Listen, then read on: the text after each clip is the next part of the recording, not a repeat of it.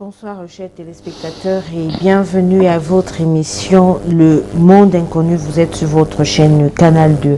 Rappelez-vous, la semaine dernière, nous avons commencé à parler de la méditation et nous avons posé les bases de la méditation, c'est-à-dire la connaissance de soi et les raisons pour lesquelles il fallait se mettre à méditer. Ce soir, nous allons rester dans le cadre de la méditation, mais nous allons explorer la pensée. Et je vais laisser le soin au professeur Emmanuel Dipot qui m'accompagne de nous en dire un peu plus. Bonsoir, professeur. Bonsoir, Laura Gatt. Bonsoir, bonsoir renouvelé à tous les téléspectateurs de Canal 2 International.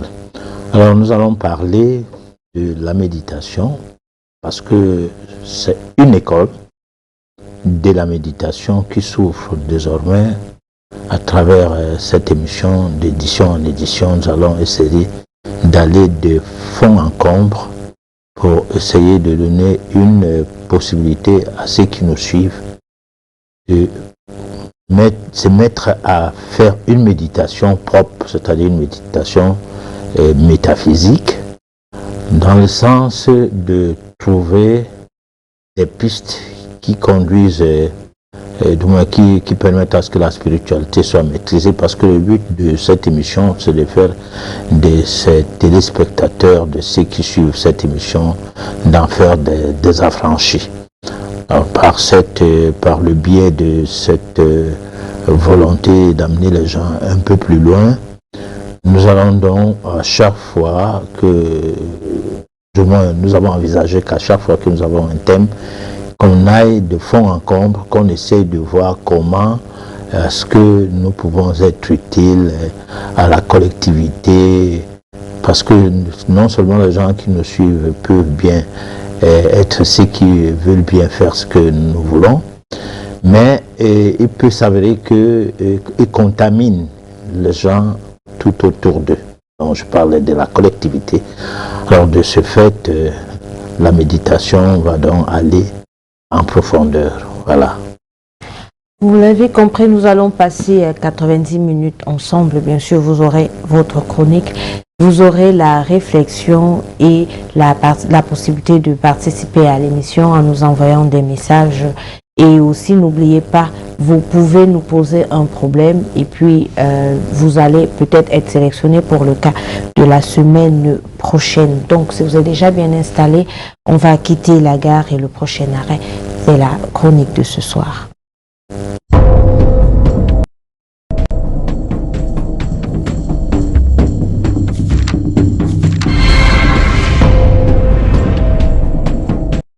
La connaissance de soi, les premiers pas. Dans la spirale du cosmos, l'homme, au stade où il se trouve, placé sur la planète Terre, est un être tourmenté par la pesanteur des vibrations électromagnétiques de tous bords.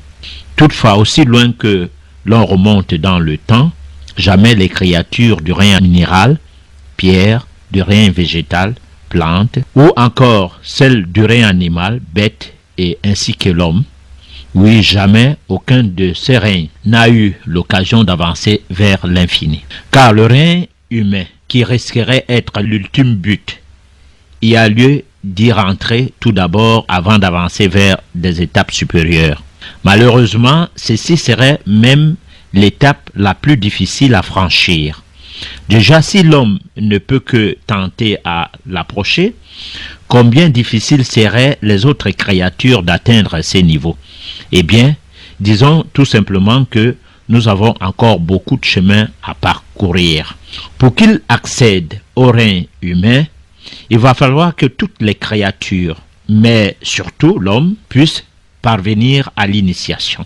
Il ne s'agit pas d'un comportement tendant à forcer une certaine situation ou à corrompre l'essence par n'importe quelle manière, ni à utiliser une certaine force à gravitation électrique par exemple, mais tout simplement savoir comment utiliser la volonté comme simple idée spécifique de force. Nous pouvons sans risque de nous tromper dire que la connaissance de soi, au-delà de ce que disait Socrate, connais-toi toi-même, n'est possible que si la volonté parviendrait à gouverner le volume d'énergie de force mentale produit, ainsi que la direction et la distance que celle-ci se rendent possible à couvrir. C'est pourquoi, comme le gouvernail d'un bateau, le guide, le mental devrait jouer un même rôle, celui de guider ou même de diriger le cours de nos pensées. Ne dit-on pas souvent que qui veut peut? Étant donné que la volonté est la faculté mentale dominante, elle est à même de déplacer les montagnes. Eh bien, la volonté, dans son libre cours, prendra les décisions, les transmettra à un groupe de gens ou à un individu donné sous forme d'idées ou d'opinions recueillies et touchant le cerveau. Dans son étendue, la personne qui l'émet influence plus d'une personne. Par la volonté, cette personne sera à même de produire une grande influence sur les autres, car elle deviendra cet instrument récepteur de pensées et d'idées transmises par d'autres personnes.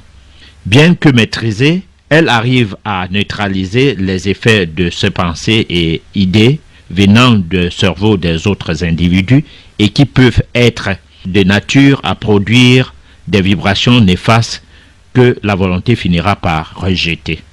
Pour qu'il y ait une bonne maîtrise de la volonté comme point de focalisation de la connaissance de soi, il est nécessaire de comprendre que l'initiation dont nous venons de faire allusion consiste tout simplement à chercher à comprendre combien acquérir des connaissances sur le monde supérieur, le monde invisible, est l'unique atout. Pour acquérir des connaissances de ce monde invisible, 4 points sont à relever, à savoir les formalités, la dévotion, la vie intérieure et le silence intérieur. Alors, pour ça, vous parlez de l'acquisition des connaissances des mondes supérieurs pour arriver vraiment à la connaissance de soi. J'espère que je ne me suis pas trompée. Vous faites allusion des formalités, la dévotion, la vie intérieure, le silence intérieur. Avant d'entrer dans les formalités, la connaissance de soi, c'est quoi exactement?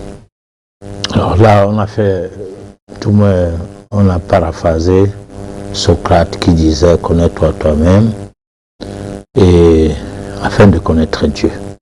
Parce qu'on a l'impression qu'on peut connaître Dieu directement, alors qu'on ne sait même pas qui c'est et qui on est. Alors donc, connaître soi-même serait impératif si on veut devenir un être affranchi.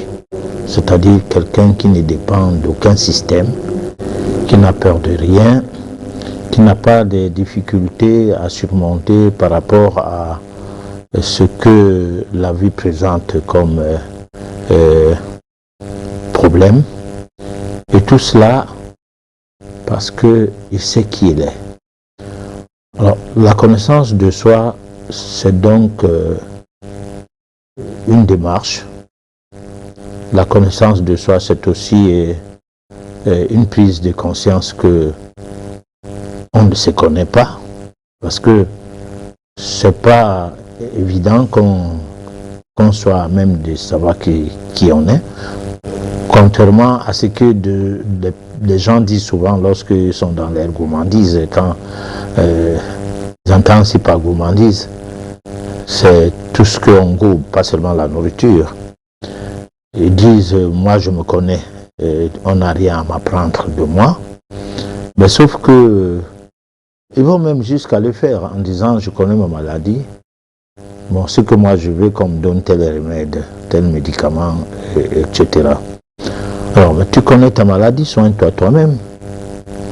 Donc, se connaître veut dire qu'on sait, d'abord d'emblée, d'une manière classique, on sait un certain nombre de choses de son passé et de son présent. J'entends aussi le passé et qui va dans le sens existentiel, pas le passé qui va dans le sens karmique. C'est-à-dire qu'on a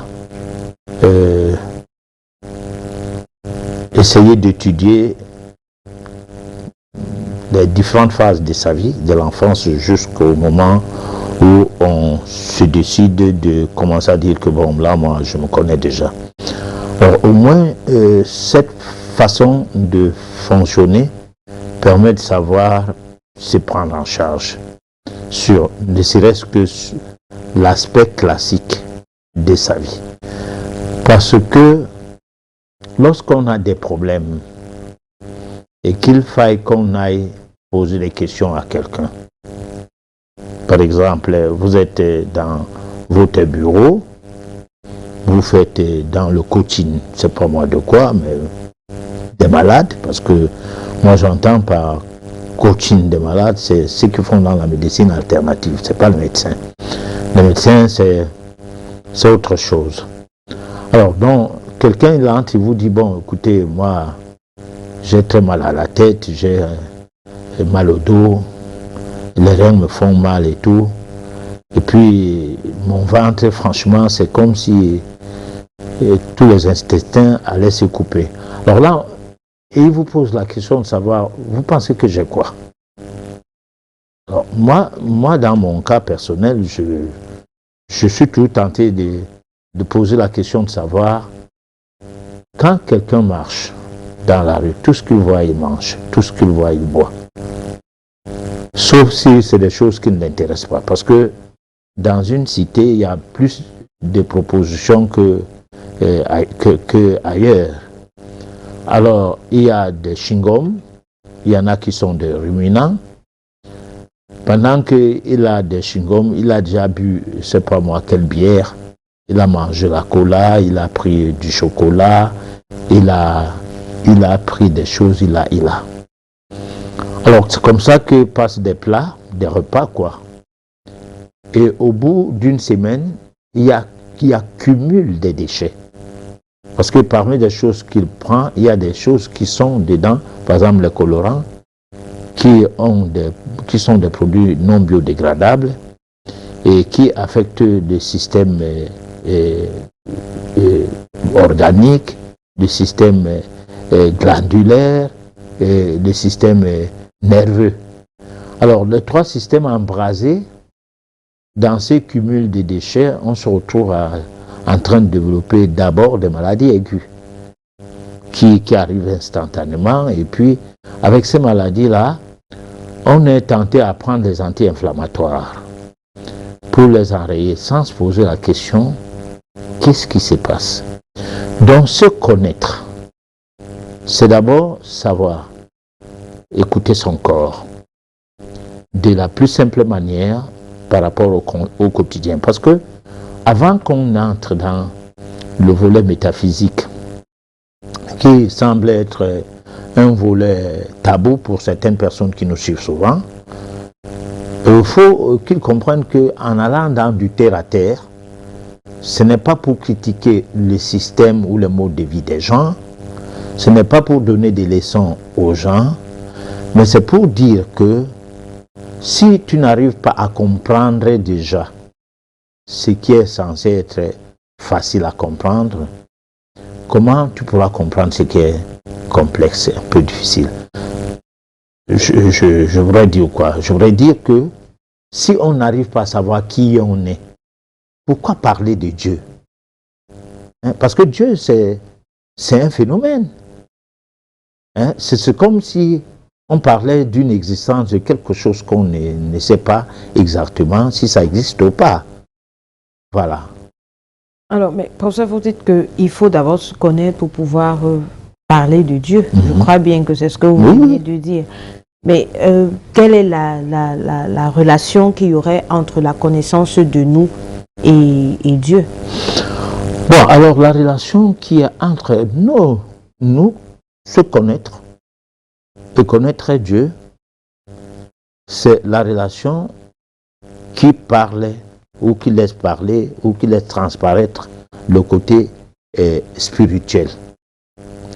Parce que si nous pensons parler de la spiritualité comme juste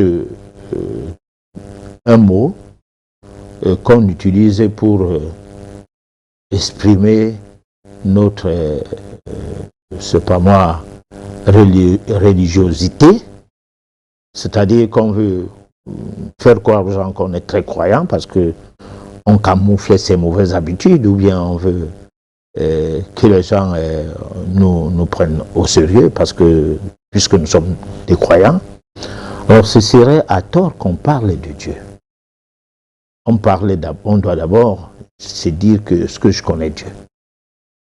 Je pense que si on ne sait pas qui on est, il y a des risques qu'on ne sache pas qui est Dieu. Parce que plusieurs fois au cours de cette émission, d'édition en édition, nous avons toujours abordé ce problème de Dieu-là.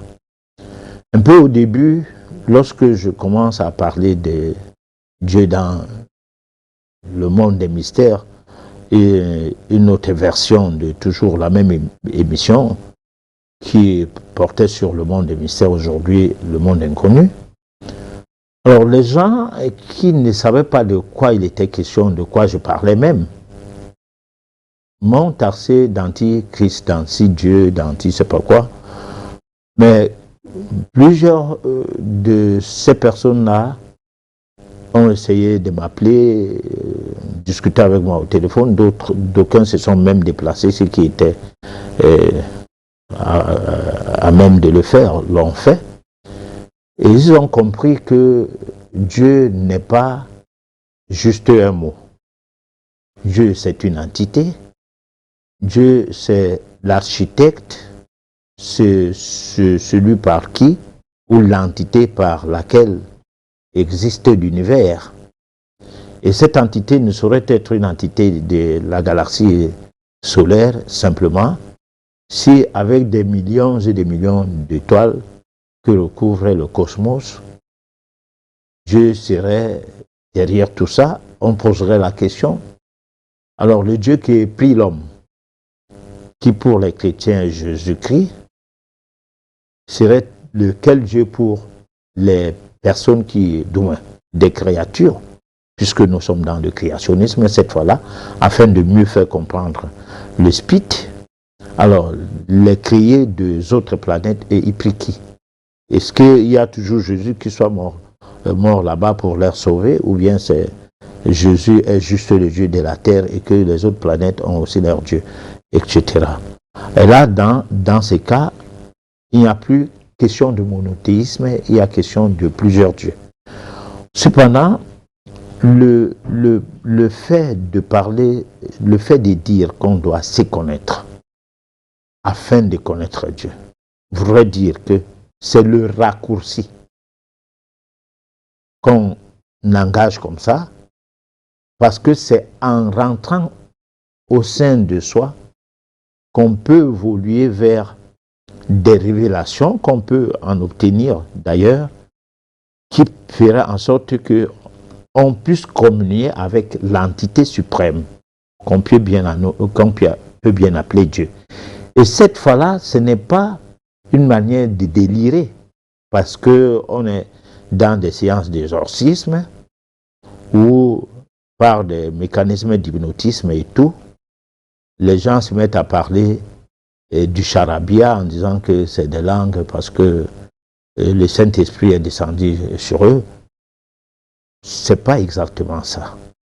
Ici, nous sommes dans le concret, mais le concret métaphysique, c'est-à-dire, c'est comme une personne qui sait que elle doit aller à Yaoundé. Et elle sait que pour aller à Yaoundé, soit la personne prend l'avion, soit elle prend la route, donc une voiture, un vélo, je ne sais pas quoi, et qu'il y a des risques que le bateau n'aille pas à Yaoundé, parce qu'il n'y a pas une piste d'eau, la voie maritime qui conduirait les gens partant de Douala sur Yaoundé lorsqu'on est au Cameroun, par exemple. Voilà. Alors, professeur, quand vous faites donc allusion à la connaissance des mondes supérieurs, est-ce que cela veut dire qu'il faudrait d'abord à un moment, après avoir bien sûr pris connaissance de ce qu'on est, connaître Dieu maintenant pour pouvoir accéder à ces mondes supérieurs? Alors, si nous pensons que Dieu est tellement immense et que nous sommes juste une petite poussière à peine distinguable à côté de Dieu, et que en nous habite cette force divine qui se traduit par le soufflet de vie à la naissance, et que de ce soufflet de vie, on peut bien dire, comme nous avons l'habitude de le dire, que c'est Dieu en nous. Alors, il serait nécessaire que on comprenne qu'il y a la piste qui va de soi vers le monde supérieur, comme si on va, prenons par exemple une torche ou bien les rayons du soleil. Alors le soleil peut être une boule, mais ces rayons vont se déverser sur tout son système. Maintenant, dans ce déversement des rayons solaires, il peut arriver que quelqu'un se sent brûlé par le soleil. Comme si ces rayons-là s'étaient focalisés à lui. Le cas des canicules qui tuent souvent lorsqu'il y a un changement de climat dans les pays du Nord. Alors, c'est donc dire quoi? Ça veut dire que nous pouvons recevoir une énergie de ces vibrations électromagnétiques parce que nous sommes réceptifs, tout comme nous pouvons les émettre. Mais la chose se passe dans le sens que c'est en comprenant, c'est en sachant exactement ce qui se passe quoi en nous. C'est en ces temps-là que nous allons bien saisir les manifestations, voilà, de ces vibrations. Alors, ces vibrations vont donc nous mettre en harmonie avec les forces cosmiques. Cette harmonie va nous permettre de nous élever. Ici, j'entends par nous élever, je fais allusion à notre être intérieur, je ne fais pas allusion à notre corps physique, pour communier avec les forces divines. C'est en étant à ce stade que nous communions également avec le monde supérieur ou bien le monde supérieur. Voilà. Donc, ça veut dire que les mondes supérieurs n'ont rien à voir avec Dieu? Si nous prenons Dieu comme un être humain, n'ont rien à voir avec. Mais si nous prenons Dieu comme une entité indéfinie, les mondes supérieurs sont le macrocosme et le monde inférieur où nous habitons fait partie de ce macrocosme en microcosme. Donc nous faisons partie de manière parcellaire de ce monde global en tant que des entités embryonnaires à l'état embryonnaire appelées à évoluer. Voilà. Alors, pour ça, vous avez établi 4 points pour pouvoir acquérir la connaissance des mondes, je vais dire invisibles. Je crois que ce sont aussi les mondes supérieurs. Vous parlez des formalités, la dévotion, la vie intérieure, le silence intérieur. Les formalités, il s'agirait de quoi? De savoir écrire son nom? Bon, disons qu'on va revenir sur ça, mais faisons brièvement, pour répondre à cette question, faisons brièvement, donnons une explication brève. Les formalités, c'est ce qu'on peut appeler, disons, la base même de ce que nous avons comme méthode à mettre en place. Cette méthode étant l'élément qui nous permet de mieux nous mettre sur une position à commencer à faire quelque chose. C'est-à-dire, c'est comme vous voulez voyager et que vous décidez d'emprunter une occasion, vous pouvez tomber dans une agence de voyage qui va vous dire, bon, écoutez, nous, les formalités ici, c'est d'avoir un billet. Bon, donc il vous faut de l'argent. Et ces billets, vous n'allez pas l'acheter sans dire où est-ce que vous allez. Parce qu'il y a des risques que cette agence ait plusieurs destinations. Donc nous devons chercher à savoir pourquoi nous voulons méditer. C'est-à-dire pour nous, la méditation, c'est quoi? Est-ce que la méditation, pour nous, c'est juste pour résoudre nos problèmes d'ordre matériel? Ou la méditation, c'est un atout spirituel pour nous? Parce que nous pensons que la solution aux problèmes matériels, c'est une manière précaire de mener sa vie. Et que nous aimerions bien mener une vie redimensionnée qui nous permet de nous élever parce que nous pensons qu'il est plus utile d'aller vers la spiritualité parce que derrière ça, nous allons devenir des divins. Donc on a à mettre en place la formule qu'il faut et c'est cette formule-là qui cadre avec ce que nous osons dire, c'est la formalité, mais nous allons y revenir, je crois, à la prochaine édition.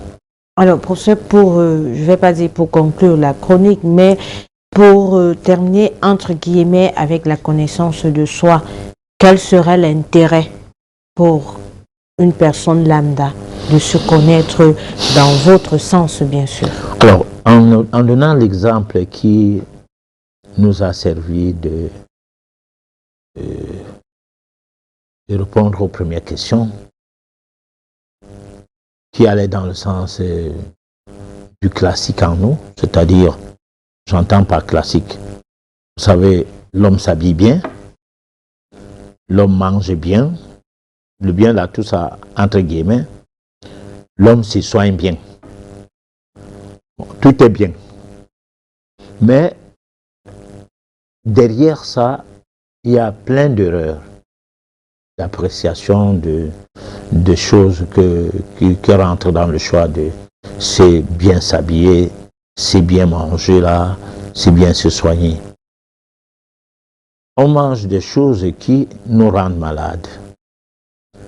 De ces choses qui nous rendent malades, on se soigne avec des médicaments qui aggravent nos maladies. Et puis, comme on n'a eu aucune éducation de base nécessaire, parce que dans certains pays, on parlait du ministère de l'éducation de base. Ça fait rire un peu parce que il faut voir les programmes de ces scolaires de ces ministères. Ça n'a rien de moral, rien de spirituel, rien. On ne peut pas former la masse sur la base des programmes qui contrôlent les pensées, qui contrôlent les intelligences des gens et penser à dire que c'est comme ça la base. Alors donc, il n'y a même pas le civisme, l'instruction civique.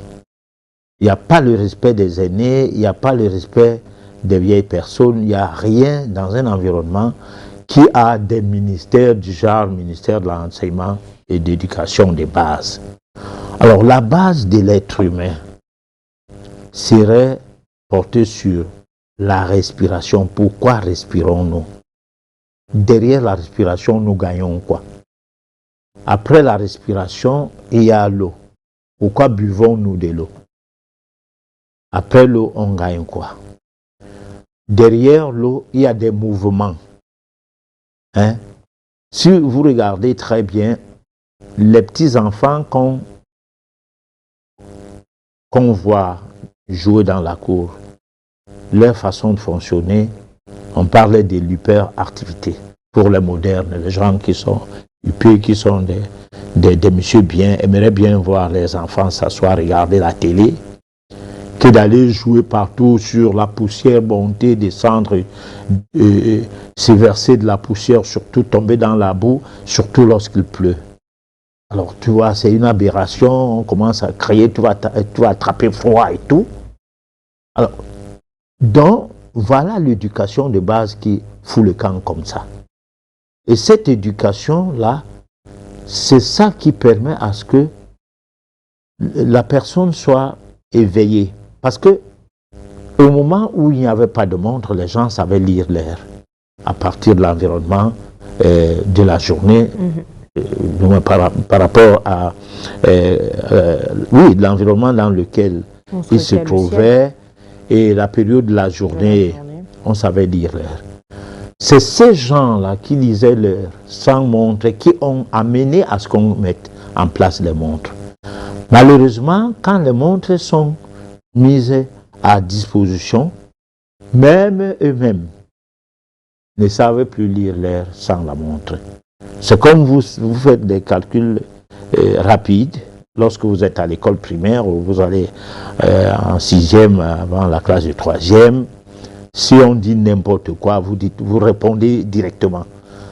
Mais avec les calculatrices, après un temps, soit c'est sur son téléphone, on est obligé de tripoter ça pour avoir un petit calcul qu'on répondait, une petite réponse sur un calcul qu'on répondait rapidement. On est obligé de consulter la calculatrice. Et là, on a perdu quelque chose qu'on avait. Le téléphone portable est venu à tuer à jamais la télépathie. Il n'y en aura plus.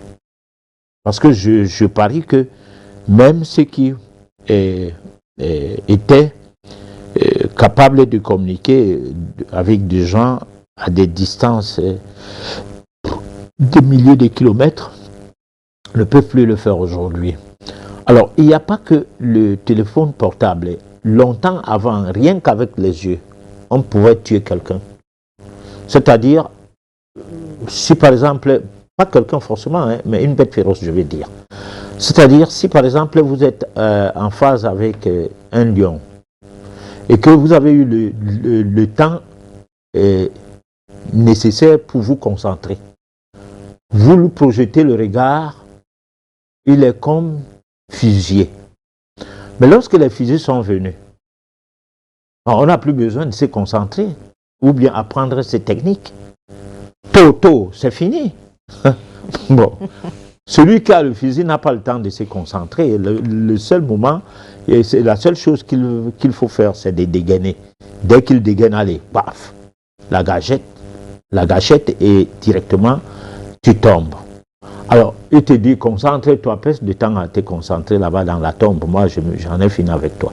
Alors, ça a fait qu'on a abandonné des choses qui étaient simples, faciles, qui ont même amené qu'on crée donc des outils pour ne pas, du moins pour les mettre au service des gens qui, non initiés, pouvaient s'en servir. Et ça a donné ce que ça a donné aujourd'hui. Parce que si les fusils n'étaient pas donnés aux imposteurs européens, la colonisation mondiale n'allait pas avoir lieu. Et la colonisation mondiale a entraîné la pensée unique.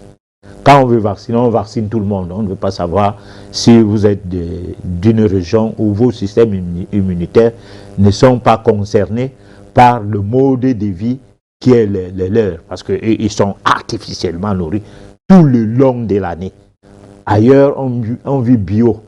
Donc, on a un système immunitaire fort, bien développé, mais on s'en moque. Voilà. Donc, on va passer à la pensée positive et au bien-être et on va revenir pour la suite de nos questions. Méditation, pensée positive et bien-être.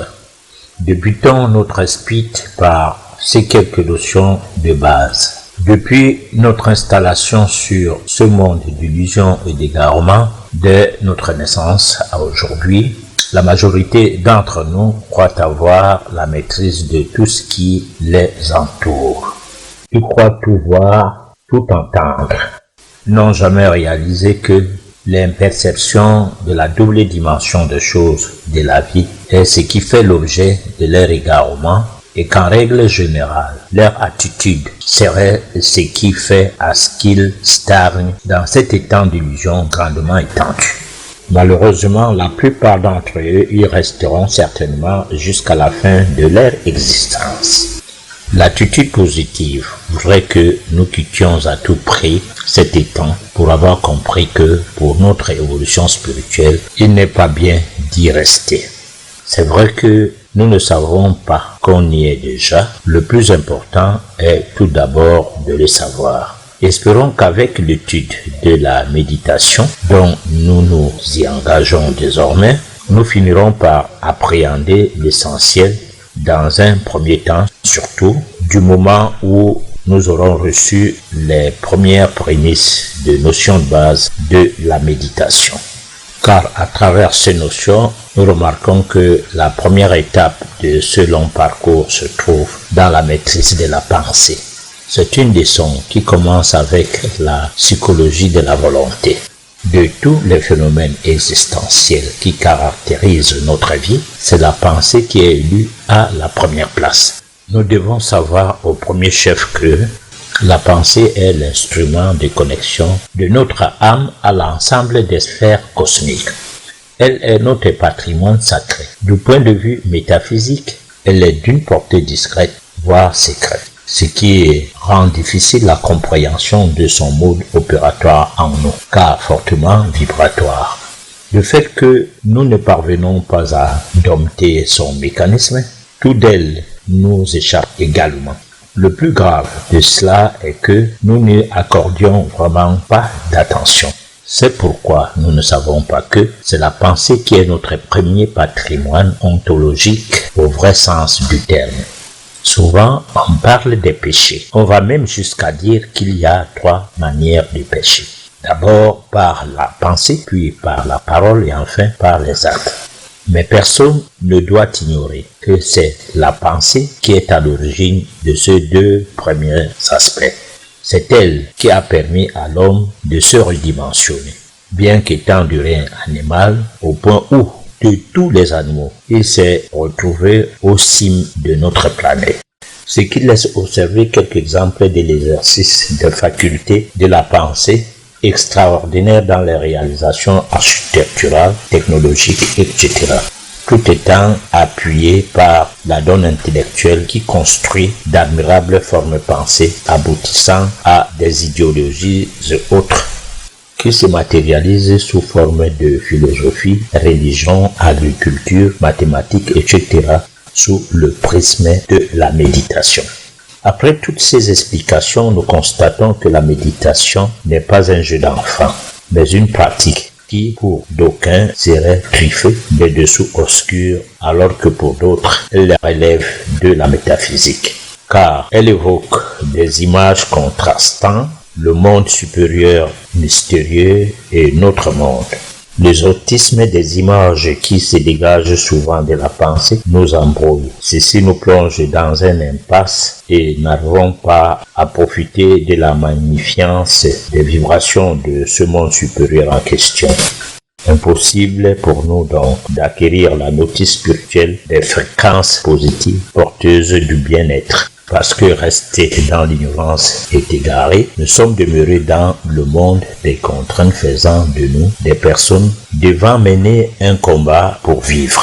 C'est ce qui fait dire aux Occidentaux que la vie est un combat. Positive et bien-être. Alors jusqu'à la semaine dernière, professeur, vous nous avez présenté la méditation, certes comme étant quelque chose qui pouvait nous permettre de nous élever, mais il n'était pas question de parler de bien-être. Quelle est la relation entre la méditation maintenant et le bien-être? Bon, mais si les gens prient, c'est pour résoudre leurs problèmes. Il y en a d'autres qui vont donc méditer pour résoudre leurs problèmes. Et le bien-être, c'est ce qui serait de ce qu'est l'absence de la maladie, d'abord déjà parce que on dit souvent que la santé est la plus grande richesse Et dans un corps sain habite une âme saine. Si nous avons besoin d'assainir notre corps, nous devons d'abord déjà, si nous avons besoin de s'approprier de notre âme, c'est-à-dire de faire en sorte que notre âme ait le dessus sur notre corps, comme une voiture qui accepte bien que le chauffeur la prenne en charge. Parce que si vous êtes dans une voiture, vous ne contrôlez plus rien. Il y a une image sur le net qui m'a fait un peu rire. C'est-à-dire cette voiture peut aller tout droit, mais ça ne peut pas tourner. Quand ça veut tourner, on peut tourner d'abord les roues. Quelqu'un descend, le motoboy descend, il tourne la roue, il tourne. Maintenant, allez, on engage. Mais si c'est sur une ligne droite, il n'y a pas de problème. Alors, ce genre de voiture, c'est nos corps alors. C'est comme ça que fonctionne notre corps. C'est-à-dire que le corps nous commande. Le chauffeur qu'est l'âme. Quand j'ai dit nous c'est l'âme alors. C'est l'être intérieur. Le chauffeur qu'est l'être intérieur doit descendre plus bas et tourner la voiture, les roues de la voiture pour que la voiture puisse avancer vers la direction voulue.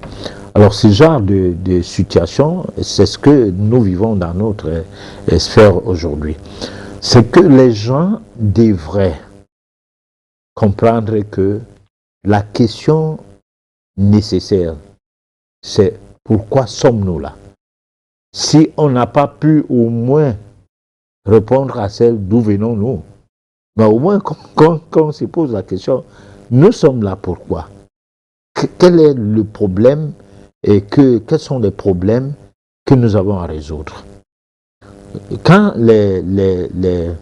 la colonisation mettait en place un système religieux, c'était les missions catholiques, missions protestantes. Quand la mission était accomplie, on a écrit église catholique, église protestante. Alors, ça veut dire que nous devons quand même nous dire que nous avons des missions. Nous sommes là pour une mission. Quelle est notre mission? Si nous refusons de se poser cette question, c'est que nous décrétons que nous n'avons pas de mission parce que la mission n'existant pas, ça veut dire qu'on l'a déjà accomplie. Je pense que là, c'est ça la situation qui serait donc à la recherche du bien-être, tout au moins. C'est ce que j'ai essayé de donner comme exemple avec le classique dans le questionnement. Si nous ne connaissons pas Dieu, ou si nous connaissons tellement très bien Dieu, Jésus, Allah et tout, mais que nous sommes souvent malades, peut-être que nous ne nous posons donc pas la question que qu'est-ce qu'il faut pour notre corps pour que nous ne soyons plus malades. Parce que là, je montre un doigt accusateur à ceux qui me suivent, mais 3 doigts me regardent. Donc, je dis nous, je ne dis pas vous. Alors donc, il y a un travail à faire. On ne peut pas construire un monde seul. L'émission en question ne veut pas dire que nous sommes des personnages assez purs. Parce que vous ne pouvez pas être seul pur dans une société où tout le monde se fout de la pureté. Si le marché ne vend pas certaines choses, si la manière de faire du pain n'est pas la manière à faire un pain qui va provoquer la goutte ou l'artériosclérose, des maladies, des rhumatismes et tout, si ce pain-là n'est pas en vente, vous n'allez jamais en manger. Si la farine qui est de nature à embêter, si le sucre n'est pas dans toutes les choses, si on n'a pas pris le goût au sucre, vous ne serez pas embêté. Parce que vous n'avez même pas la connaissance de ces histoires-là.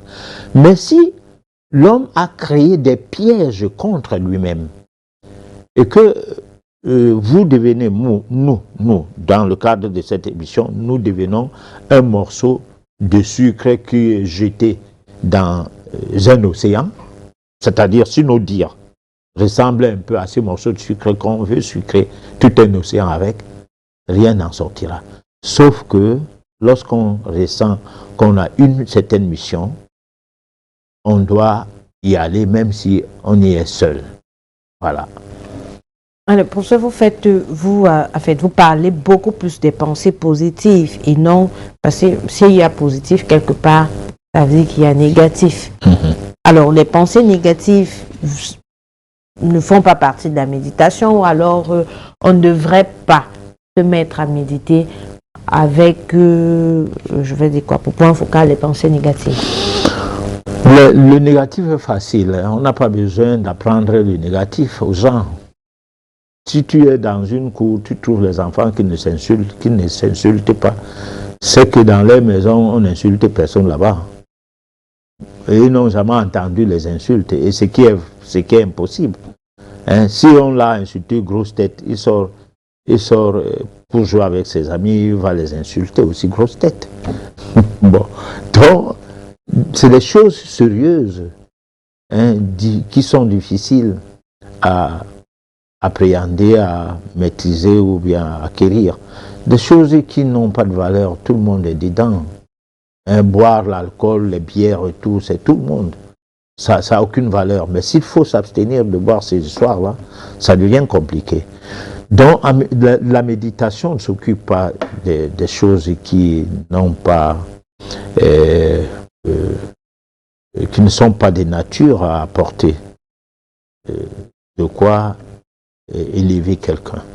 Parce que quand on fait la méditation, c'est qu'on en fait, on fait de ça un véhicule dans lequel on va entrer et puis on va placer ça sur un chemin qu'on appelle la spiritualité.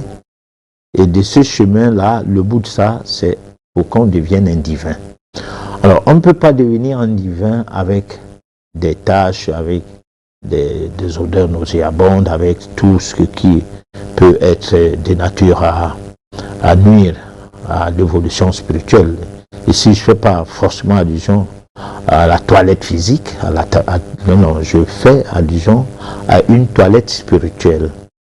Parce que lorsqu'on voit un cours d'eau comme l'océan, et qu'on constate que même dans les rives, c'est difficile de trouver la saleté, sauf s'il y a eu des fioles, les dépotoirs des bateaux qui ont dégainé quelque part au cœur de la mer, même de l'océan, et que l'océan, voulant se purifier, va les amener à la rive.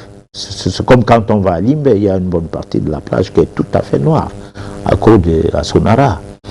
Alors, en dehors de ça, vous aviez un courant d'eau propre, nickel. Par contre, les eaux qui viennent s'y verser à cette eau ne sont pas aussi propres, parce que les océans trimballent des déchets de tout genre, des marigots qui sont allés dans des rivières, s'y déverser, des caniveaux même qui se retrouvent dans des marigots ou dans des rivières, tout cela avec des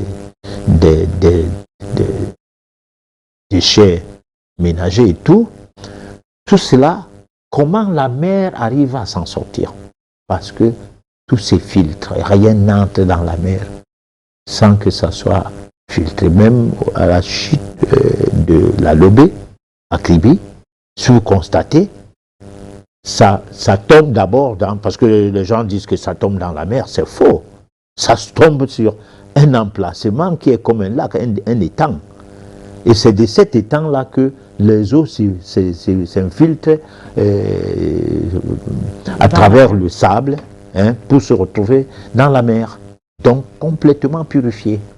Voilà. Alors pour ça, quand vous dites que la pensée est notre premier patrimoine ontologique, est-ce que vous pouvez nous expliquer exactement ce qu'il en est? Alors ça veut dire que si nous nous mettons en prière, prenons la chose la plus simple. Alors, quand on voit les gens dans les vidéos des églises de réveil faire des bruits comme s'ils sont en transe, tout ça. Alors, on imagine un peu qu'est-ce qui est dans leur tête.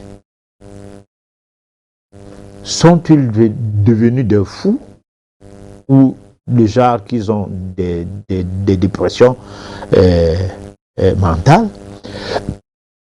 Qu'est-ce qui les anime? Quelles sont leurs pensées? Ils sont là pourquoi? Et ils y sont tous les jours. Le pasteur, lui, il part dormir. Il dort avec sa femme et fait des enfants. Il vous laisse là. Il revient le moment opportun. Il a mangé, il a pris son petit déjeuner. Il y en a là, bon, qui passent toute la nuit, toute la journée. Ils n'ont même pas où dormir. C'est là-bas qu'ils dorment. On en a vu le cas à Douala, c'est au Cameroun, à Dokoti, où il y en avait toute une cour où les gens étaient là comme des cadavres. On ne sait pas trop comment ils s'en sortaient au niveau des repas. Et je parie que le pasteur ne pouvait pas préparer pour eux. Ça, je me porte en faux, puisque non seulement j'ai mené une enquête pour savoir comment mangez-vous, puisqu'il y en a d'autres qui venaient me voir. Mais, alors, maintenant, est-ce que ce n'est pas une manière de démissionner de ses responsabilités où on dit tu mangeras à la sueur de ton front? C'est-à-dire que tu dois mener une action pour veiller à sa vie. Est-ce que ce n'est pas une façon de démissionner? Bon, quand quelqu'un est dans l'impasse, c'est pour ça que les États acceptent ce genre de milieu, parce que c'est des milieux qui sont pour des gens pris au dépourvu et qui, au lieu de faire des soulèvements, se recueillent là-bas et puis ça calme le jeu. Alors, ils ne sont pas méchants, simplement parce qu'ils sont à la solde de Dieu. Dieu est au contrôle, il veille. Alors, maintenant, est-ce que la nature même des choses permettra à ce qu'on se comporte comment? C'est ça la question. Je ne sais pas, tu peux réallumer ta question si je ne suis pas... Il fallait savoir expliquer en quoi est-ce que la pensée est le premier patrimoine archéologique. Alors, donc maintenant, quand on est dans une pensée défaitiste, on a tout perdu de son patrimoine de vie. Parce que la vie est liée à la pensée est liée à la vie. Quand on prie et qu'on a 1000 choses dans la tête, on n'est pas concentré, on ne peut rien faire.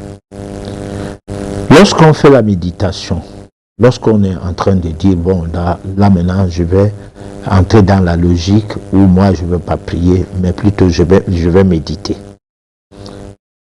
C'est pour ça qu'il faut une préparation. Et c'est pour cela que nous avons parlé de la psychologie de la volonté. C'est-à-dire que il ne faut pas dire que je veux, je peux. Non, qui veut peut, certes. Mais on ne peut toujours pas.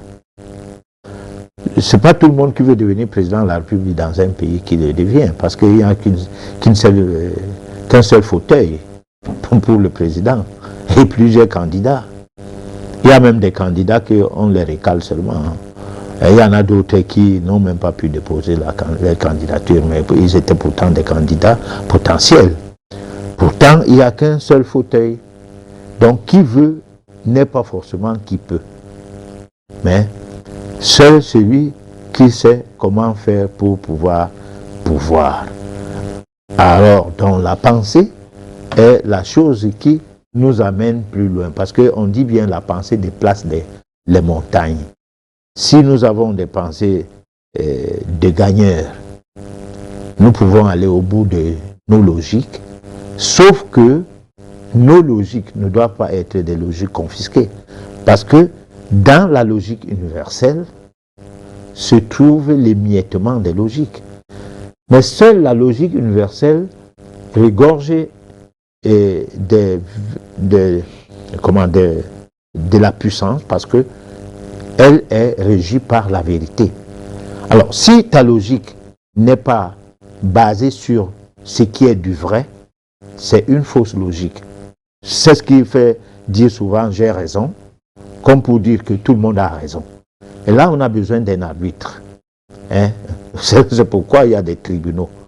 Mais si on est dans la ferme conviction que je n'ai pas à imposer ma logique, à qui que ce soit. L'autre. Sachant que ton droit s'arrête là où commence le droit d'un autre. Il n'y aurait jamais les tribunaux. C'est que les magistrats sont en chômage. Hein, c'est que le métier d'avocat ne serait pas utile. De même, comme je disais tout à l'heure, si les gens savaient se connaître, c'est que les officines sont fermées, et même les hôpitaux. Seuls les urgentistes seraient en fonction. Parce que quand on est dans la ville, il n'y aurait même pas d'accident facilement, parce qu'il faut qu'on s'entende bien. Hein, parce que si tu fais la visite technique de ta voiture tous les 2 mois, ou bien à chaque fois que tu veux voyager, tu n'as pas besoin de dire ma visite technique a fait 1 an. Non, doit faire 1 an. Dès que tu veux voyager, tu peux faire la visite technique de ta voiture, à chaque fois. Donc, au risque de dire que tous les week-ends, si c'est tous les week-ends que tu voyages, tu payes 10 000 francs, que c'est le tarif pour ta visite technique. C'est là la logique, et universelle, parce que cette logique, si tout le monde l'applique, il n'y aura pas de voitures qui vont aller dans tous les sens, parce que les freins ont lâché et tout, je suppose. Et de même, en conduisant, si tu ne fais pas les dépassements en désordre, comme pour être pressé à mourir, croyant que tu es pressé à arriver à destination, alors tu ne vas pas se retrouver en 3e position, causant la mort à autrui. Toujours dans les logiques, si tu éduques bien ton enfant, tu le fais plier le chine, de façon à ce qu'il ne soit pas déjà rectif. Toutefois, ayant atteint un certain âge. Tu ne vas pas faire du tort aux gens parce qu'il n'ira pas agresser les gens. Hein? Les enfants qui agressent les gens sont les enfants qui sont nos enfants, mal éduqués. Parce que même si l'enfant est né avec un tempérament archaïque, n'importe comment, c'est de notre faute. Le genre de grossesse, le genre de relations même avec de n'importe qui, tout cela, c'est n'importe qui, il est n'importe qui, pourquoi? Voilà, c'est ça la société, voilà. Alors, professeur, puisqu'on parle de méditation, est-ce qu'on pourrait, est-ce qu'on pourrait dire aujourd'hui que si quelqu'un commence à méditer et prend la méditation comme quelque chose qu'il devrait faire régulièrement et toujours, il pourrait se débarrasser au point de ne même plus avoir de pensée négative? S'il se prépare, c'est ce que nous sommes en train de faire. Nous sommes en train de préparer les gens à méditer. Peut-être ça va nous profiter nous-mêmes, cette préparation, parce qu'on dit souvent, lorsque tu enseignes, tu apprends aussi. Si tu fais un bon cours, sans le préparer, ce serait un miracle. Un bon cours est toujours un cours qui te rappelle toi-même le mettre à l'ordre. Alors, nous sommes en train de mettre sur pied un cheminement qui doit nous intéresser nous-mêmes aussi. Et là, ça nous permet de nous débarrasser de certaines pensées négatives. Déjà, si jamais nous en avons encore assez, parce que nous pouvons en avoir peut-être pas assez, parce que nous sommes sur une voie où tout le temps on parle. Comme je disais, enseigner, c'est aussi apprendre. De temps en temps, on se voit se rappeler à l'ordre en disant qu'est-ce que je vais faire comme ça. Si quelqu'un me voit, c'est comme si tu dis aux gens, ne buvez pas la bière, ne mangez pas n'importe quoi, surtout ne prenez pas des sucreries, les bières et tout. Alors on te voit au carrefour installé dans un lieu public, ne fût-ce qu'un bar, une vente emportée et tout, où tout le monde est dans la rue là, et puis tu as ta bière, tu sirotes ça doucement. Alors quelqu'un va venir te tapoter que, professeur, c'est comment? Ça va?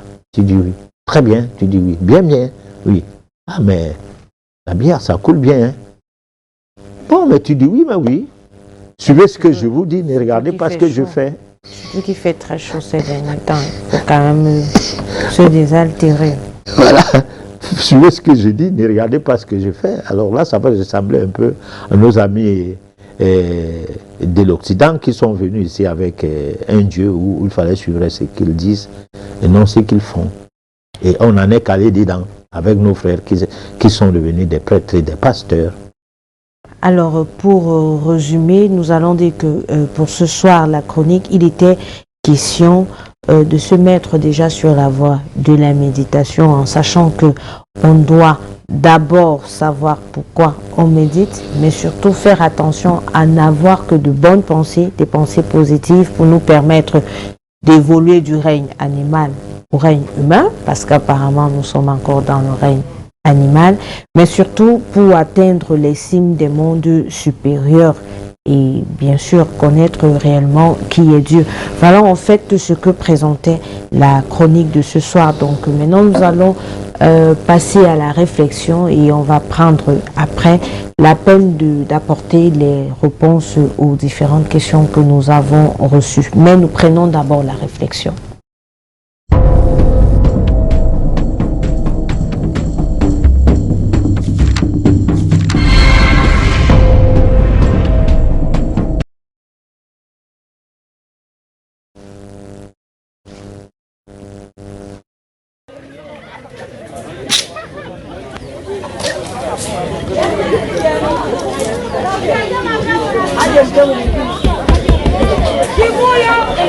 Alors, fungulia.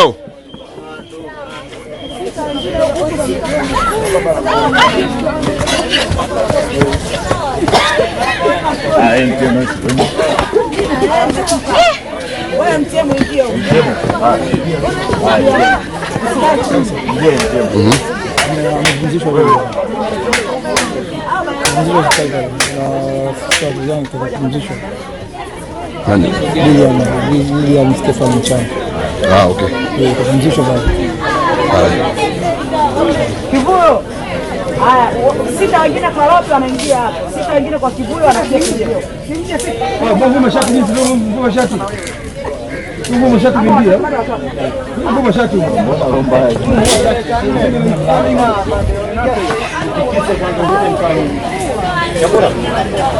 Shika mvute kwanza mkaa nyuma kwa kulia.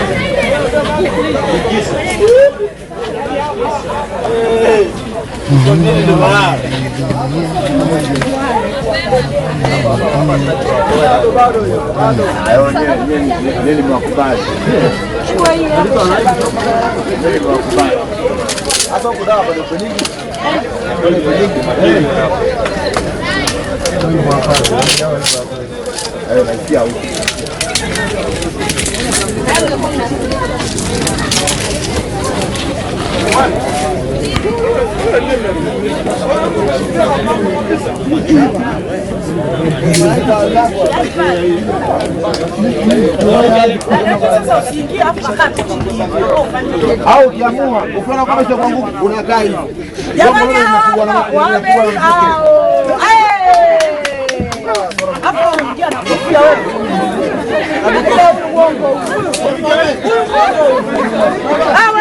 Wewe baba Mungu wewe. Haya huko na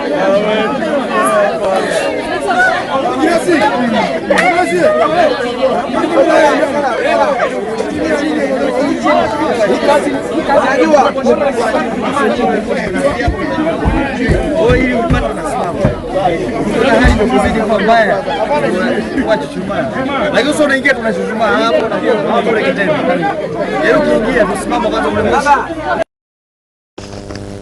Alors, il s'agissait là d'une vidéo, une façon vraiment trop africaine de se soigner. Je crois que beaucoup d'entre nous avons reconnu le système, on appelle le mboma, on appelle le tout en Douala. Le bain de vapeur. Le bain de vapeur pour ceux-là qui sont français. Donc le but étant de se faire chauffer le corps entièrement par un mélange d'herbes, d'écorces, parce qu'il faut transpirer. Et nous savons tous que la transpiration, c'est un moyen par lequel le corps peut doit éliminer et peut éliminer beaucoup de choses qui n'ont pas de place au niveau de notre organisme. Donc je crois que chacun l'a vu, chacun peut tirer sa conclusion, professeur. Oui, c'est sans commentaire, voilà. Vraiment sans commentaire. Parce que Covid a fait découvrir des choses.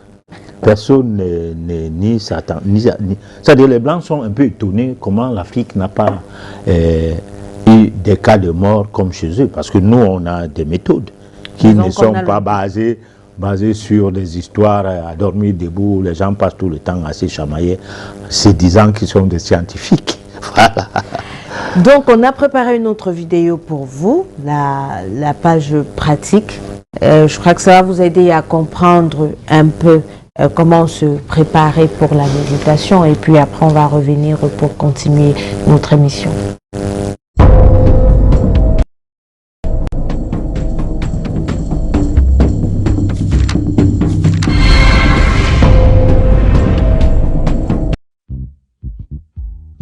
La plupart des gens sont d'accord que les choses sucrées mettent toujours l'eau à la bouche et le sucre améliore toujours le goût. Ton toast est un peu fade, saupoudre-le d'un peu de sucre. Tu trouves ton café trop amer? Le sucre va arranger ça. Mais ce qui peut sembler être un plaisir innocent peut en fait causer beaucoup de problèmes de santé graves lorsque la consommation n'est pas contrôlée. Heureusement, notre système nous donne des signes clairs lorsque nous avons franchi cette limite. Alors, faisons la décomposition. Numéro 9. Douleurs musculaires et articulaires. As-tu arrêté tes promenades régulières, le jardinage ou le sport dernièrement parce que tu souffres des muscles ou des articulations? Cette douleur pourrait être un avertissement de la part de ton corps que tu consommes trop de sucre. Tu vois, de grandes quantités de sucre dans ton régime alimentaire font que tes cellules sécrètent des messagers inflammatoires dans ton sang afin de décomposer tout cet excès de glucose sucré. Fondamentalement, tous ces processus biochimiques compliqués qui découlent de la consommation d'une grande quantité de sucre entraînent des douleurs musculaires, des raideurs articulaires et des gonflements. Sans compter que tu peux te retrouver avec de l'arthrite, des cataractes, des maladies cardiaques, une mauvaise mémoire ou même des rides. Si tu ressens quelque chose comme ça, va voir ton médecin immédiatement. Mais si ce n'est pas lié à ton régime alimentaire, vivre dans la douleur constante n'est pas acceptable. Numéro 8. Désir intense de sucrerie. Tu ne le sais peut-être pas, mais notre corps développe une sorte d'addiction au sucre, et nous devenons de plus en plus dépendants au fur et à mesure que nous consommons du sucre. C'est parce que la consommation d'aliments sucrés libère de la dopamine, qui est le produit chimique qui contrôle les centres de récompense et de plaisir du cerveau. En temps simple, notre cerveau voit le sucre comme une récompense ou une gâterie, et plus tu manges de sucre, plus ton corps en a envie. Sans même t'en rendre compte, tu te retrouves dans le cercle vicieux de dépendance. De plus, les aliments riches en sucre ne te donneront pas l'impression d'être rassasié parce qu'ils ne contiennent pas de nutriments utiles. Ce qui explique pourquoi tu as souvent faim, même si tu viens de manger un gros muffin, délicieux au passage, il y a une petite demi-heure. Donc chaque fois que tu veux quelque chose de sucré, mange une pomme, une poire ou tout autre fruit avec des sucres naturels. Ces alternatives sont à la fois saines et efficaces pour arrêter ces envies de sucre. Numéro 7. Les hauts et les bas d'énergie. Ne te fais pas de fausses idées, le sucre en bonne quantité est bon pour toi parce que c'est le glucose qui fournit de l'énergie à ton corps. Mais tout écart par rapport au niveau approprié peut conduire à un effet yo-yo énergétique tout au long de la journée.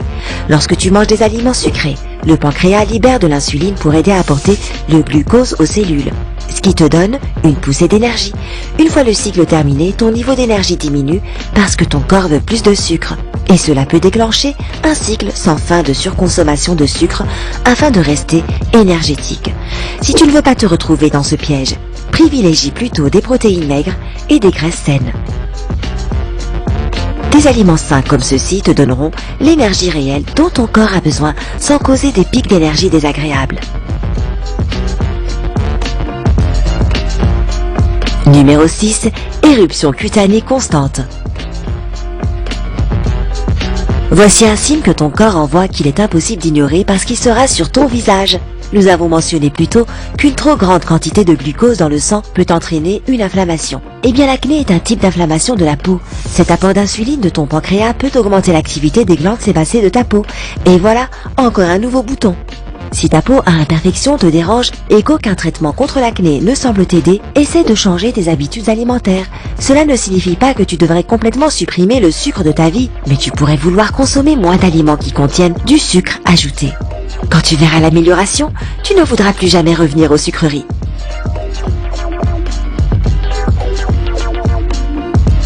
Numéro 5. Gain de poids. Une autre conséquence d'une consommation excessive de sucre qui est difficile à ignorer est le gain de poids. Ce n'est jamais une surprise agréable de constater que ton jean est beaucoup plus serré autour de la taille, n'est-ce pas? Et même le gâteau au chocolat que tu as mangé il y a une semaine peut se retourner contre toi de façon vicieuse. Cela ne signifie même pas nécessairement que tu manges un peu trop de sucre, mais cela peut vouloir dire que tu es en surdose totale. Souviens-toi qu'un niveau élevé de sucre augmente la production d'insuline, qui stocke l'excès de graisse autour de ton ventre plutôt qu'ailleurs. Encore une fois, le sucre ne devrait pas devenir ton pire ennemi. Il suffit de connaître tes limites et de te contrôler. Numéro 4. Caries dentaires. Les aliments sucrés favorisent indubitablement la formation de caries. Mais ce n'est pas seulement le sucre qui fait pourrir tes dents, ce sont les débris des aliments laissés sur tes dents après avoir mangé. Si tes dents ne sont pas brossées correctement, les débris alimentaires causent l'apparition de plaques dentaires, ce qui érode la surface dure de l'émail des dents, ce qui entraîne de minuscules trous. Différents aliments sucrés comme les bonbons, les céréales pour enfants ou les bonbons à la menthe peuvent rester coincés dans des endroits difficiles à atteindre entre les dents, ce qui accélère le processus de carie. Assure-toi toujours de te brosser et de passer le fil dentaire correctement, d'utiliser un rince-bouche antibactérien et de rendre visite à ton dentiste régulièrement. Numéro 3. Une grande tolérance au sucre. Lorsque tu manges beaucoup d'aliments sucrés, tes papilles gustatives s'habituent à ce goût sucré et avec le temps, il se peut qu'elles ne réagissent plus comme avant. L'excès de sucre atténue les sensations de ton palais, de sorte que les fruits sucrés et les baies ne paraissent pas aussi sucrés qu'ils devraient être. Et c'est vraiment dommage, parce qu'il n'y a rien de mieux que le vrai goût d'une pomme juteuse ou d'une délicieuse salade de fruits.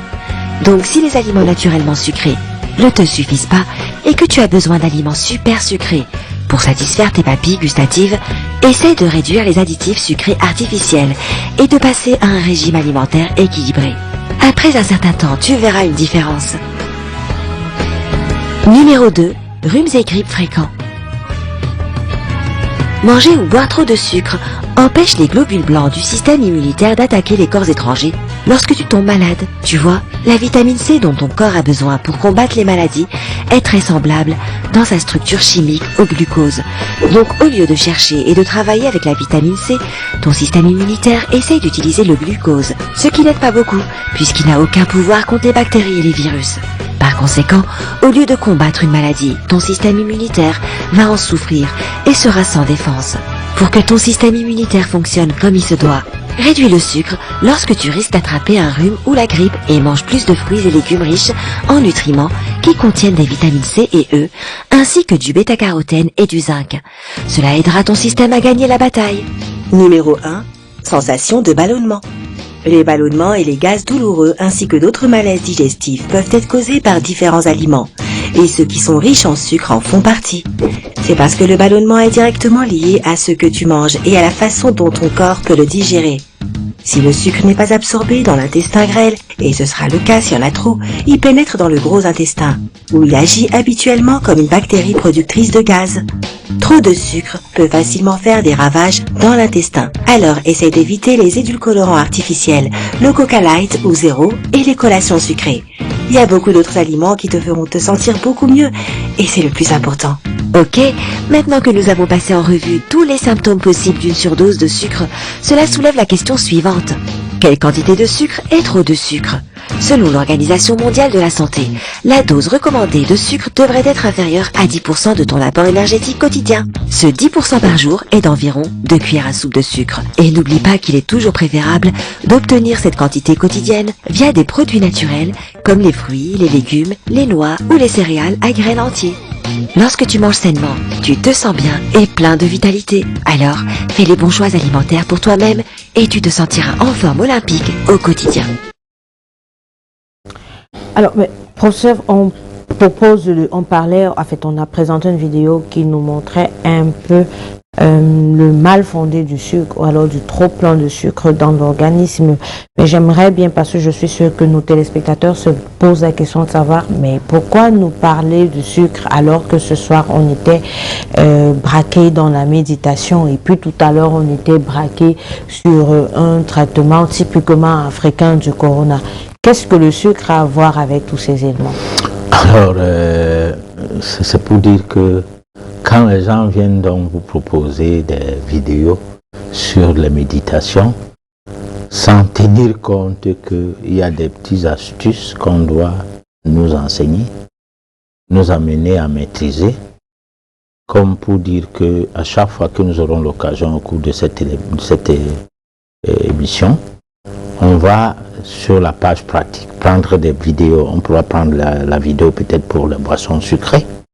Hein, là, c'était le sucre uniquement. Parce qu'on ne peut pas faire une bonne méditation si on n'élimine pas certaines choses. Et parce que nous avons dit tout à l'heure qu'il n'y a pas de possibilité de rester dans un corps. L'âme ne peut pas faire corps avec un corps malade. C'est dans un corps sain que vit une âme saine. Alors, le corps sain, c'est le corps qui évite donc le sucre, qui va donner des caries dentaires, le sucre, qui va donner du rhumatisme, le sucre, qui va donner la grippe, le sucre, et qui va donner du cardiovasculaire, etc. Lorsque vous êtes en situation de cardiovasculaire et que vous faites des méditations, c'est que vous n'êtes pas en train de méditer, vous êtes en train de prier. Parce que c'est à l'église que les gens qui ont n'importe quelle maladie prient leurs choses tranquillement, parce que Jésus est là pour les sauver, les attendre au paradis, et ils se préparent donc à aller au paradis, malgré que, du point de vue physique, ils sont écroués par les maladies, et qu'ils ne cherchent pas à comprendre comment les soigner. Hein? Parce que les soigner, d'abord, comment les traiter, comment venir à bout de ces maladies, voilà. Parce que les soigner, ça peut dire qu'aller dans le sens du poil, et puis la maladie continue sa chose sur soi, et sans que ça ne soit dangereux. Et puis quand on meurt, on dit, il est mort de suite de maladie. Voilà, comme si c'était normal. Voilà. Donc, on va rentrer au niveau de la technique pour prendre le SOS téléspectateur.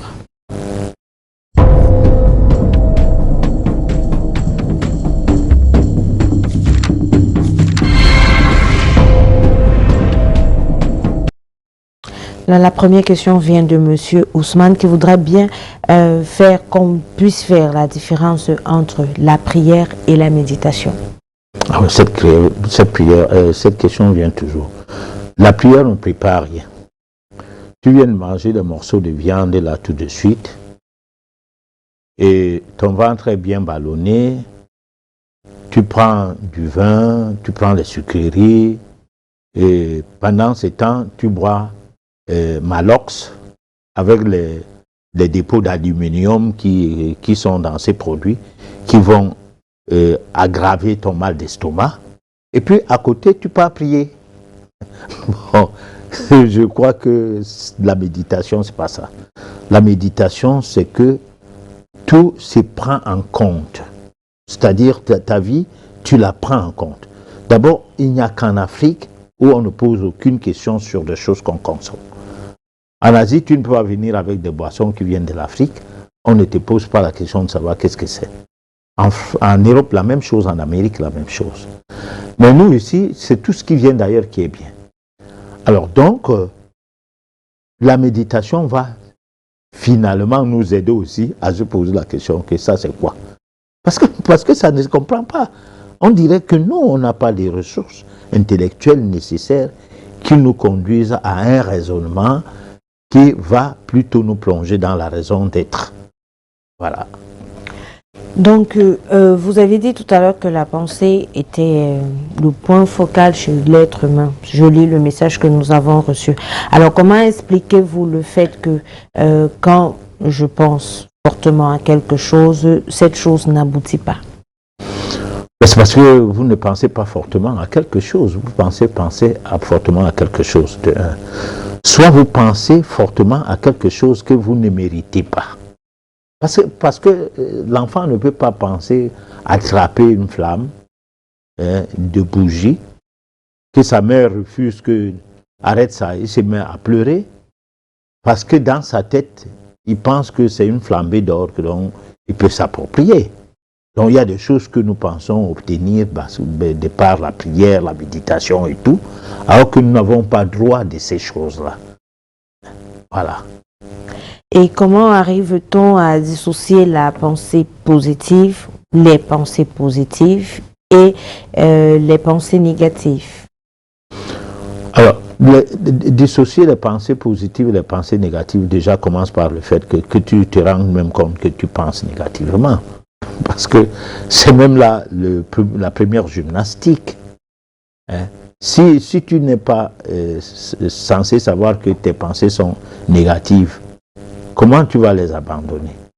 C'est quand tu commences à détecter le fait d'avoir des pensées négatives que tu peux dire, bon, je ne veux plus continuer à penser comme ça. Mais si ce que tu as comme pensée, c'est bon, comment tu vas abandonner ça? Donc le premier pas vers le tri ou bien le tamis des pensées, qui va dans le sens que est-ce c'est négatif, est-ce c'est positif, ça doit être quelque chose qu'on prend conscience du genre à dire, il faut que désormais je commence à chercher à savoir où sont les pensées négatives en moi, ou bien comment je développe mes pensées. Est-ce mes pensées sont négatives ou est-ce c'est positif?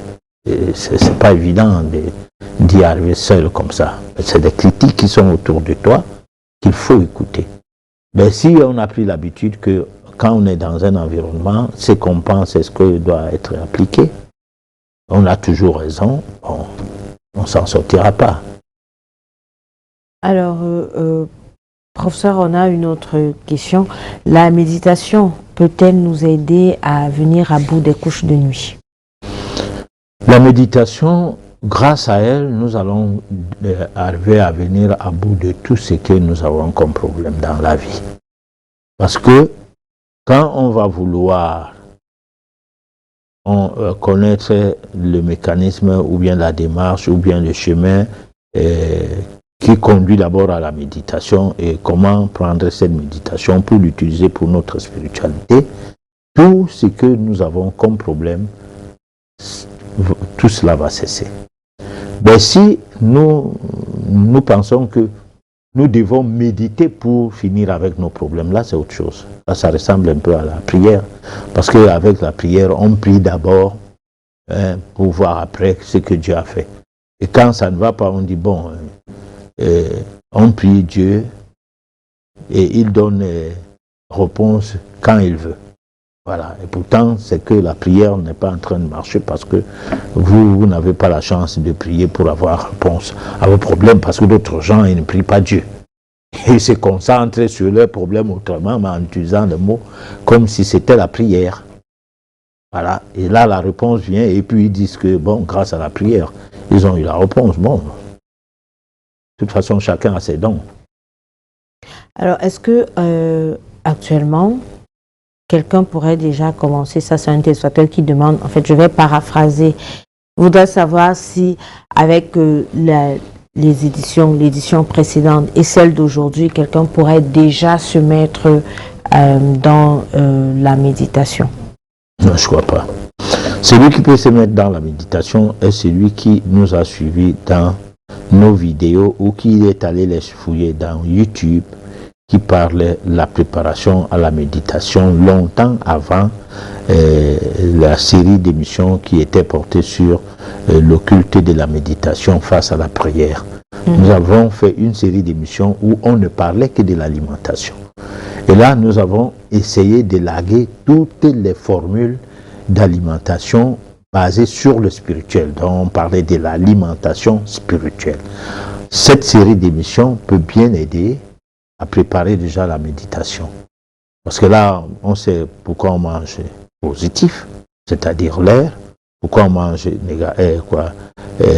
neutre, c'est-à-dire de l'eau, et pourquoi on mange négatif, c'est-à-dire les nutriments. On comprend tous ces mécanismes, et là, de manière métaphysique, bien sûr, on peut donc commencer à faire sa méditation dès maintenant. Voilà. Donc, en attendant que nous donnons des postures de méditation, ils peuvent commencer à méditer. Aussi, des gens qui sont prédisposés à la méditation comme quelque chose, comme un atout qu'on est né avec. Parce que les gens naissent avec les dons. Les gens naissent avec des choses par vocation. Ils n'ont pas besoin de ce que nous proposons là. Et ils ont ça déjà. C'est comme tu lis un livre, tu vois comme si c'est toi qui avais écrit ce livre. Tu es même étonné et tu regardes la date du livre, tu vois que c'est un livre qui a été écrit il y a peut-être 100 ans. Alors, mais ça peut bien être que c'est toi qui ai écrit le livre parce que à une incarnation donnée, tu étais censé avoir écrit ces livres. Puisque toutes les idées de ces livres t'intègrent ou tu les intègres. Voilà.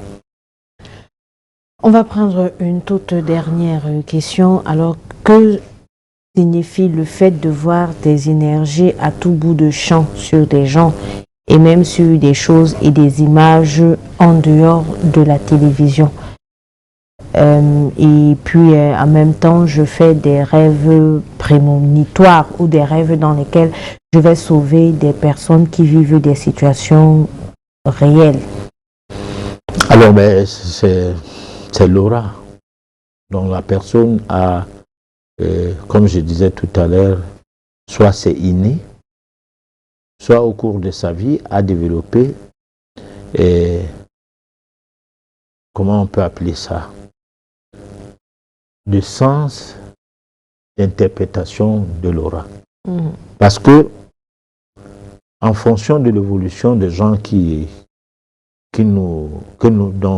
sont avec nous tout le temps, qu'on rencontre tout le temps, nous avons les possibilités de voir en ces personnes-là des différents auras. L'aura, c'est l'aréole qui entoure le corps. Dans les églises, c'est ce qu'on fait comme une petite couronne de la tête, mais qui n'est pas sur la tête, qui est derrière la tête, un cercle d'une couleur parfois dorée et tout, pour déterminer que là c'est la photo d'un saint. Alors, mais les gens ont cette aura-là qui est comme la robe qui protège le corps en fait.